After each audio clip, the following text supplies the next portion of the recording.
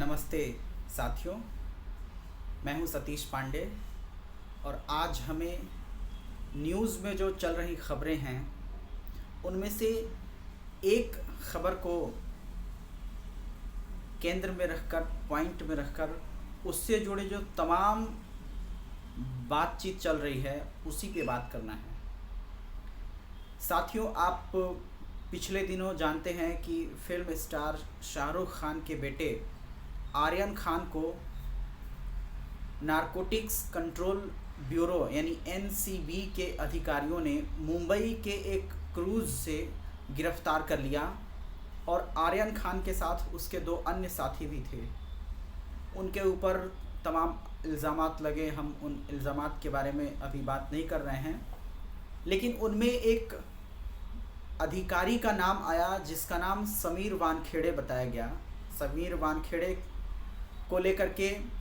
News media में तमाम खबरें चल रही हैं और तो और महाराष्ट्र सरकार के मंत्री और एनसीपी राष्ट्रवादी कांग्रेस पार्टी के एक नेता हैं नवाब मलिक। वो लगातार प्रेस कॉन्फ्रेंस के ज़रिए, अपने बयानों के ज़रिए, अपने ट्वीट के ज़रिए वो एक आरोप ये लगा रहे हैं, वो बार बार ये साबित करना चाह रहे हैं कि समीर वानखेड़े दरअसल मुसलमान हैं। मैं इस बात को थोड़ा ज़ोर दे करके कहना चाह रहा हूँ। इस वीडियो में मूल रूप से इसी बात पे हमें चर्चा करनी है कि समीर वानखेड़े को बार बार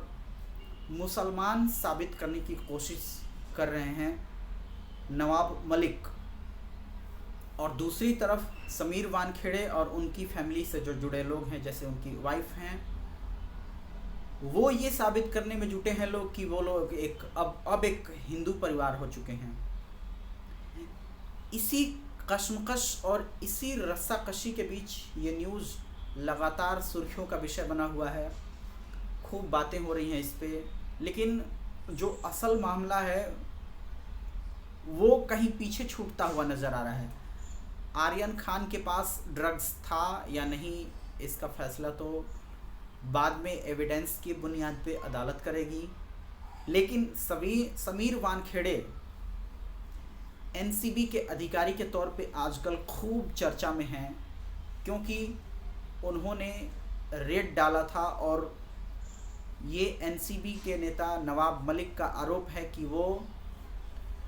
दरअसल मुसलमान हैं। नवाब मलिक इसके बारे में जो सबूत पेश किए हैं मीडिया के सामने, उसमें वो ये कहे हैं कि समीर वानखेड़े का निकाह हो चुका था। जब उनकी शादी हुई थी तो वो निकाह हुआ था और उसमें उनका नाम समीर दाऊद वानखेड़े लिखा गया है। इसके अलावा नवाब मलिक ने समीर के पिता के बारे में भी बयान दिया है और इस तरह के तमाम इल्ज़ामात भी वो लगाए हैं कि समीर वानखेड़े के ज़रिए दरअसल जो भारत सरकार, केंद्र की सरकार है, वो राज्य में अपने तरीके से मनमानी कर रही है। इसको कहें तो सरकारी मशीनरी का दुरुपयोग कर रही है, यानी केंद्रीय जांच एजेंसियों को बेवजह लोगों को परेशान करने के लिए इस्तेमाल कर रही है। ऐसा आरोप है एनसीबी के ऊपर और समीर वानखेड़े के ऊपर, और ये आरोप कोई और नहीं, महाराष्ट्र सरकार के मंत्री लगा रहे हैं, नवाब मलिक। अब इसी के बारे में हमें ये बात करनी है कि इतना सुर्खियों में समीर वानखेड़े का मामला क्यों है। तो इसका बड़ा साधारण सा जवाब है कि इतना सुर्खियों में इसलिए है कि उसमें एक फिल्म स्टार के बेटे का नाम शामिल है, उसके ऊपर आरोप लगे हैं, इस वजह से ये मामला ज़्यादा सुर्खियों में है। लेकिन अगर एक जो सवाल बात किया जाए कि समीर वानखेड़े की इतनी चर्चा क्यों हो रही है, अगर हम इस पे बात करें, इस पे समझने की कोशिश करें, तो एक तो सामान्य अधिकारी हैं, वो केंद्रीय एजेंसी के तौर पे वो एनसीबी के अधिकारी के रूप में महाराष्ट्र में काम कर रहे हैं। लेकिन नवाब मलिक जो तमाम इल्ज़ामात लगा रहे हैं, उनके पीछे क्या कोई वजह है? तो देखिए, जब भी कोई बात, कोई इशू, कोई मुद्दा, कोई आंदोलन लंबे समय तक मीडिया में बना रहता है लंबे समय तक इंटेलेक्चुअल कम्युनिटी में, सिविल सोसाइटी में चर्चा का विषय होता है, जब वो समय ज़्यादा ले लेता है तो एक समय के बाद से उसका राजनीतिकरण हो जाता है और उसके बाद से उस पर राजनीति होने लगती है। कुछ ऐसा ही इस मामले में भी दिखाई दे रहा है और लग रहा है कि अब इस मामले पर राजनीतिक सरगर्मियां और ज़्यादा बढ़ रही हैं। शायद यही वजह है कि अब ये मामला हिंदू बनाम एक तरह से कहें तो मुसलमान के तौर पे दिख रहा है, या फिर एक मुस्लिम समाज से आने वाले एक अधिकारी के ऊपर ये आरोप कहा जा रहा है कि वो सरकार के हाथों का कहें तो कठपुतली बन रहा है या फिर सरकारी मशीनरी के दुरुपयोग में शामिल है। नवाब मलिक ने यह भी आरोप लगाया है कि ऐसे अधिकारियों के जरिए जो फिल्म इंडस्ट्री के जो बड़े बड़े कलाकार हैं उनके ऊपर केंद्र सरकार रेड डलवा रही है और उनसे धन उगाही करा रही है। धन उगाही करने की एक साजिश है, इसके तहत समीर वानखेड़े का इस्तेमाल किया जा रहा है। आपको याद दिलाएं कि समीर वानखेड़े का नाम सुशांत सिंह राजपूत के कथित रूप से हत्या के मामले में भी, या सुशांत सिंह राजपूत के मौत से जुड़े मामले में भी समीर वानखेड़े का जांच अधिकारी के रूप में नाम आ चुका है और उस समय भी समीर वानखेड़े की चर्चा हुई थी। लेकिन जो उनके मुस्लिम समाज से होने की जो ख़ास वजह है वो आजकल ज़्यादा चर्चा में है। अब हम अगर इस पे बात करें कि इसका फ़ायदा अगर होगा तो क्या होगा, तो इसके बारे में तो आप जानते हैं कि देश में मुस्लिम और हिंदू दोनों समुदायों से जुड़ा अगर कोई बात होता है, कोई टॉपिक होता है, किसी बात पे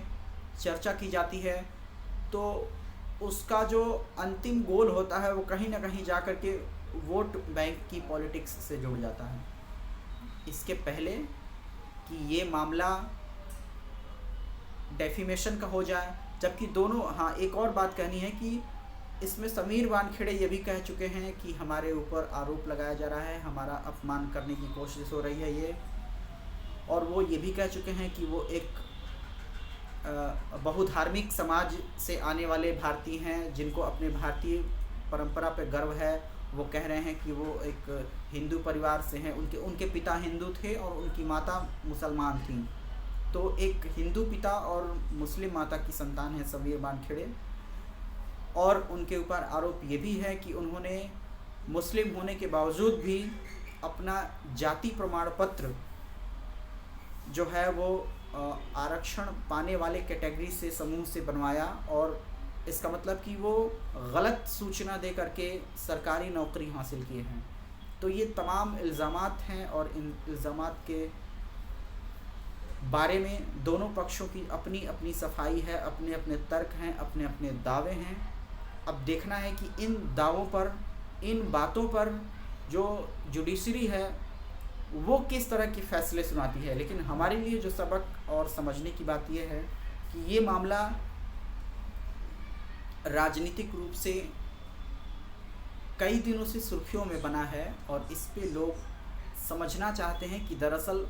वास्तविक वजह क्या है इसके पीछे की। तो वास्तविक वजह के बारे में लोग कह रहे हैं कि राजनीति,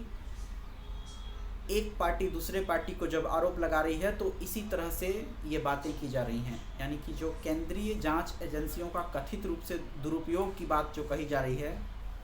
उसी के अंतर्गत ये बातें सुनने को मिल रही हैं। आपको इस पूरे मुद्दे पर क्या कहना है, आपकी जो भी राय है वो हमसे इस वीडियो के कमेंट बॉक्स में ज़रूर बताएं। आपका कोई सवाल है तो वो भी बता सकते हैं। आपको ऐसे खबरों पे चर्चा करना, बातचीत करना कैसा लगता है, आप भी ये भी हमसे इस वीडियो के कमेंट बॉक्स में शेयर कर सकते हैं। अब हम किसी अगले वीडियो में मिलेंगे, तब तक के लिए थैंक यू सो मच।